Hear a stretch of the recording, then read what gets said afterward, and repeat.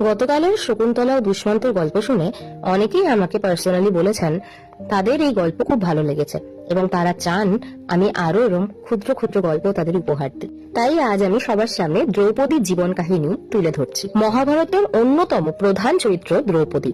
তার জন্ম থেকে মৃত্যু পর্যন্ত প্রতিটি অধ্যায় নাটকীয়তা এবং ত্যাগে ভরা। দ্রৌপদীর জন্ম সাধারণ কোনো মানুষের মতো হয়নি।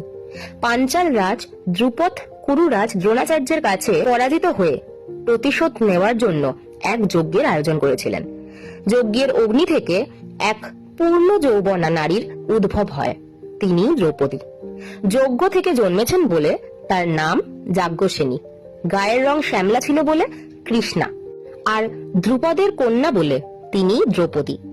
তার জন্মের সময় আকাশবাণী হয়েছিল এই নারী কুরু বংশ ধ্বংসের কারণ হবেন। দ্রৌপদীর বিবাহ ছিল এক অদ্ভুত ঘটনা। রাজা ধ্রুপদ তার কন্যার জন্য এক কঠিন স্বয়ম্বরের আয়োজন করেন।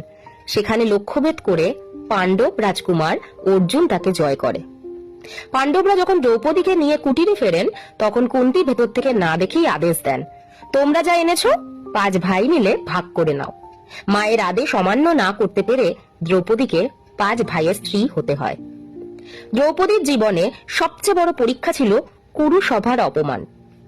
যুধিষ্ঠির পাশা খেলায় সবকিছু হেরে গিয়ে শেষে দ্রৌপদীকে বাজি রাখেন এবং হেরে যান। দুঃশাসন যখন ভরা সভায় দ্রৌপদীর শাড়ি ধরে টানছিলেন তখন তিনি শ্রীকৃষ্ণের কাছে প্রার্থনা করেন। কৃষ্ণ অলৌকিকভাবে তাকে রক্ষা করেন এবং দ্রৌপদী প্রতিজ্ঞা করেন কৌরবদের রক্ত দিয়ে চুল না ধোয়া পর্যন্ত তিনি কেশ বাঁধবেন না। 12 বছর বনবাস এবং 1 বছর অজ্ঞাতবাসের সময় তিনি পাণ্ডবদের সাথে অশেষ কষ্ট সহ্য করেন। দ্রৌপদীর অপমানের শোধ নিতেই কুরুক্ষেত্রের মহাযুদ্ধ সংগঠিত হয়। এই যুদ্ধে তিনি তার পিতা, ভাই এবং নিজের 5 সন্তানকে, যাদের উপপাণ্ডব বলা হয়, তাদের হারান। এক অর্থে তিনি জয়ী হলেও তার মাতৃত্বের অপূরণীয় ক্ষতি হয়। যুদ্ধ শেষে যুধিষ্ঠির রাজা হন এবং 36 বছর রাজত্ব করেন। তারপর পাণ্ডবরা রাজ্য ত্যাগ করে হিমালয়ের পথে মহাপ্রস্থানের যাত্রা শুরু করেন। স্বর্গারোহণের পথে সবার আগে দ্রৌপদী পড়ে যান এবং মৃত্যুবরণ করেন। ভীম এর কারণ জিজ্ঞাসা করলে যুধিষ্ঠির বলেন, দ্রৌপদী যদিও 5 ভাইয়ের স্ত্রী ছিলেন, কিন্তু তার মনে অর্জুনের প্রতি ভালোবাসা অন্যদের তুলনায় সামান্য বেশি ছিল। এই পার্থক্য বা পক্ষপাতের কারণেই তিনি স্বর্গের পথে সবার আগে ছিটকে পড়েন।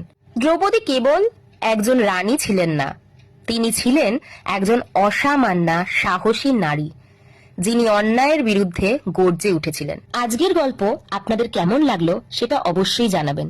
দ্রৌপদীর জন্ম থেকে মৃত্যু কাহিনী অবধি এই যে জীবন কাহিনী, তা শুনলে আমাদেরও দৃষ্টিভঙ্গি অনেকখানি পাল্টে যায়। মহাভারতে এমন অনেক মহিষী নারী বা যোদ্ধার কথা উল্লেখ আছে, যা আমি যেটুকু জানি তা আপনাদের সাথে নিশ্চয়ই শেয়ার করব। ধন্যবাদ।